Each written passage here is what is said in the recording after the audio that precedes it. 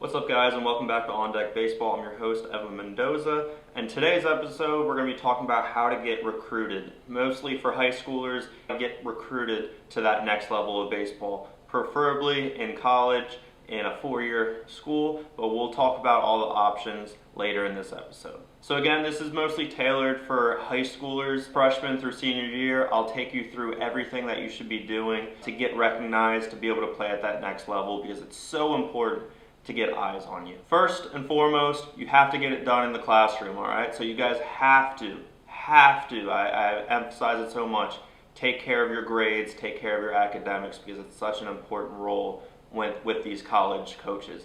The first thing they look at is your GPA, your class rank, all that stuff, to see if you can take care of your responsibilities off the field, because off the field is just as important as on the field. Number two are tools, all right? So you have to develop tools. As a freshman, I'd say play in as many games as you can as a freshman, whether it's travel ball, practice, all that stuff. Take it seriously, develop your craft. Not only on the field, but make sure you're taking care of it in the weight room. So make sure you're physically strong and developing along with the competition, because you don't want to be taking steps back. The most common tools are run, hit for power, field, and your arm. So those are the 5 tools that a lot of people grade you on, a lot of the scouts will grade you on. So work on those. It's simple. Kind of grade yourself against the competition as far as those categories. It's a really important thing to look at and to be able to, not necessarily, I don't like the word compare, but gauge yourself. Be honest with yourself and see where you stand along with the competition.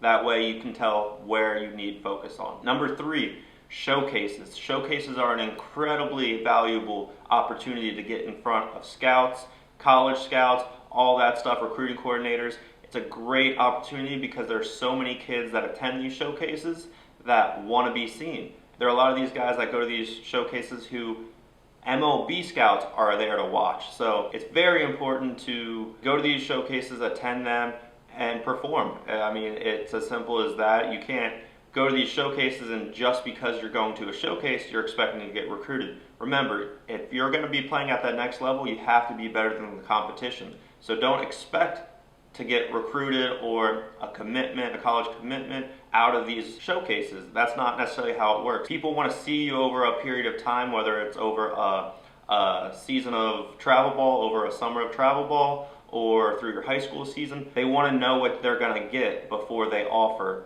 you a scholarship. That takes me to travel ball. Travel ball is very valuable because it's a long period of time, so that gives the recruiting coordinators and the scouts plenty of time for them to see you and see what you're all about. I don't necessarily love showcases because you only play in maybe 1 or 2 games and then do all the tools, right? Your 60-yard dash, you hit BP, you take grounders, and then you pitch in the game, obviously. But I think travel ball is very important because it gives you a long summer to really develop your skills and let a lot of college recruiters see you. Travel ball is also an important time to be on the right field. I've heard that so many times growing up, and I truly understand it now. When I was growing up, I was on that right field. The right field to be on, meaning there are plenty of players that colleges would love to see, and not only colleges, but pro scouts would love to see. I was on a FTB team with Nick Gordon, Sean Reed Foley, Bo Bichette, JJ Schwartz. A lot of these guys were huge names. Ryan Mountcastle, a lot of them are still playing today, and some of them are obviously in the big leagues, Bo being probably the most recognizable one. Again, to emphasize it, being on the right field, or not necessarily being on that team, if you're not that good of a player, playing against that team and performing that one time could land you a scholarship. When you're going against those top-ranked guys who a lot of attention is on, make sure you're on your A game because there are going to be eyes on you. I guarantee it. Travel ball is exactly that. You have to travel. So to get as many eyes on you as possible is very important. Try not taking weekends off where there's tournaments and maybe go on a family vacation. Understand the sacrifice. You're trying to play at the next level. A lot of these kids will sacrifice just about everything in their life just to play baseball at the next level. So you should do the same because you don't want to take steps back from where you're trying to go. Besides travel ball, in the summer it's a great opportunity to attend college camps. So college camps are a great opportunity to let those colleges that you're interested and their coaching staff see you, and you can form that relationship with them. I never got a chance to do that with North Carolina State, but they were able to see me in the travel ball circuit. I also went to a couple college camps growing up that I was interested in. Rice in Houston, Texas, and University of Virginia being the two only college camps I ever went to.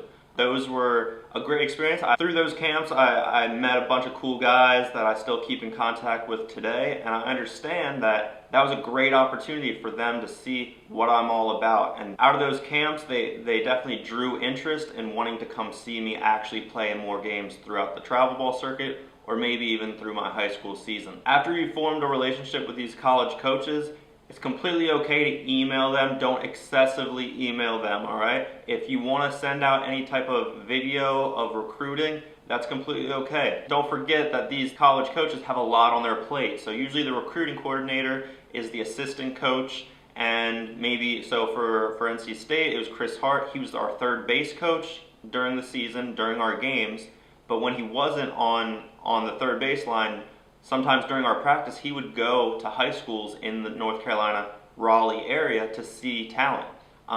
So they're constantly driving, they're constantly working. They're one of the hardest workers, the recruiting coordinator and probably the volunteer assistant, because they don't get paid. Those guys work extremely hard, so don't bombard them with emails. That's very important. Send one email, maybe say, hey, this is where I'm from, this is what I do, the positions I play.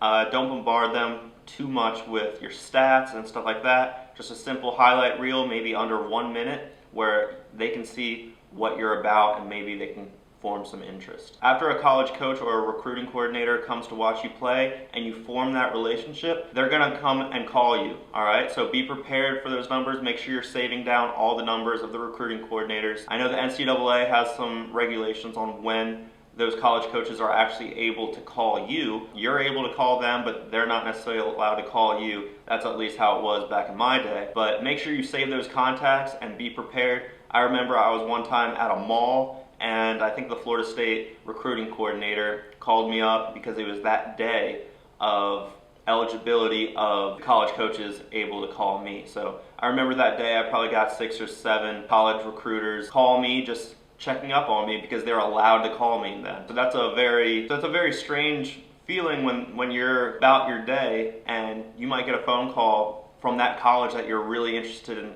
in going to. Obviously, if you have something going on and can't reach the phone, no big deal. They're not going to completely shut you off just because you didn't answer the phone one time. Don't be overly aggressive and super proper. Just try talking to them like they're a normal person. Obviously, you want to impress them, show your manners, all that stuff. It goes a long, long way. And throughout this entire process of getting recruited, try building the relationship. That's a very important aspect of where you want to go to college, all right? So a lot of people want you to be a part of their team, right? Especially if you're a quality student, a quality baseball player, people are gonna want you, right? Maybe 5 to 10 schools might want you. It doesn't matter if it's a D1, D2, D3, or JUCO level. They're gonna want you, but do you want them, all right? So that's the question I'm gonna ask you guys. Do you want them, meaning the relationship that you have with the head coach, with the assistant coaches? Do you like the facility? Do you like the city that you're gonna be living in for hopefully the next 4 years? Do they have a good return in possibly playing at the next level after college? So do a lot of people get drafted out of this college? These are all numbers that you have to look up and make sure that you're on top of. That way you can have a great opportunity to play a long, long time. The last thing I'm gonna hit on is the differences between D1, D2, D3, and JUCO, all right? So out of high school, realize your talent and understand how much you've developed along with the competition. If you're a slow developer, JUCO might be the route for you, all right? Obviously, everyone wants to go to a 4-year D1, maybe SEC or ACC school, but understand all these colleges recruit maybe 40 guys per year and make up a roster of maybe 35 guys. So there's going to be a ton of guys that don't make that initial roster in college. You have to be strong with that and understand mentally that you want to be in a position to play, especially as a freshman. I chose NC State because I knew freshmen were able to play at North Carolina State under Coach Elliott Avent. He liked playing freshmen, and he individually told me he loves playing freshmen because they are scared. And that's a great viewpoint, and he's done it a long, long time to understand that. Being scared is great because you're not going to cut corners, you're not going to take shortcuts, you're going to get after it and perform. My freshman year, I didn't necessarily perform on the mound because I don't think that was right suited for me. Obviously, I was more developed as a pitcher, but I went as a two-way. So I chose that great relationship and understood the coaches were able to help with two-way players and were willing to try them out. That was all I was asking for, just like a tryout to play both. And freshman year, it was mostly pitching.